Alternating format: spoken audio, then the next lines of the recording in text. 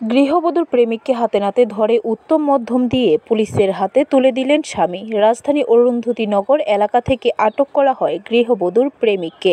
শুক্রবার রাতে মিলনচক্র এলাকার মানুষ উত্তম মধ্যম দিয়ে মাথা ফাটিয়ে দিল গৃহবধূর প্রেমিককে। তারপর তুলে দেওয়া হয় পুলিশের হাতে। এই বিষয়ে গৃহবধূর স্বামী জানান, গত 3 বছর আগে গৃহবধূ বিভিন্ন অজুহাত দেখিয়ে স্বামীকে ছাড়ার জন্য বিভিন্নভাবে চেষ্টা চালিয়ে যাচ্ছে। গ্রাম প্রধান থেকে শুরু করে বাড়ির অভিভাবকদের নিয়ে গৃহবধূর সাথে বৈঠক করার সিদ্ধান্ত নেওয়া হলো। গৃহবধূ বৈঠকে বসতে চাননি। তারপর তার ভাবমূর্তিতে অনেকটাই সন্দেহ জাগে পরিবারের। গৃহবধূ স্বামীকে ডিভোর্স দেওয়ার জন্য উঠে পড়ে লাগেন।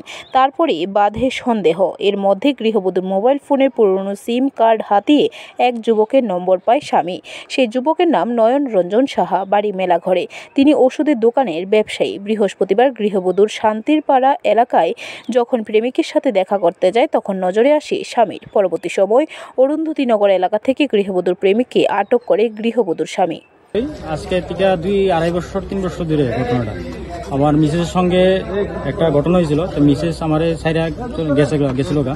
তো যাওয়ার পরে আমি অনেক কিছু বুঝতে পারলাম না যে ক্লিয়ার গেল গা আশুপিছু কিতা অনেক কিছু খোঁজাখুঁজির পরে আমি একটা প্রুফ পাইছি যে নয়ন সাহা নামে মেলাঘরে এর সঙ্গে দীর্ঘদিন ধরে রিলেশন আছে। তো রিলেশন থাকেন আমি হেরে ফোনও করছিলাম। তো ফোন করার পরে আমাদের রেকর্ডিংও আছে। হেরে ফোন করছিলাম, কত তারিখ ফোন করছিলাম রেকর্ডিংও আছে।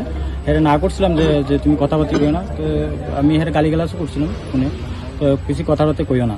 হ্যাঁ, তারপরে আমি আর হেরে আর গল্প করছি না।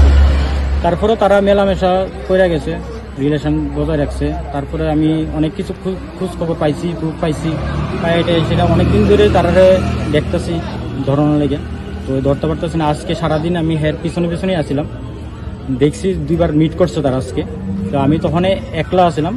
তো তখন তারা আমি কিছু কইতে পারছি না। তখন আমি যাইতেছিল হেরে দাঁড়া করাইছি আমার তার সাথে কথাবার্তা কইছি, হের সাথে কথাবার্তা কইছি। এলাকাবাসী আইসে জনাদার। কোন জায়গাতে পাইছেন তারা? আমি এডিনগর। ব্যুরো রিপোর্ট, খবর ত্রিপুরা।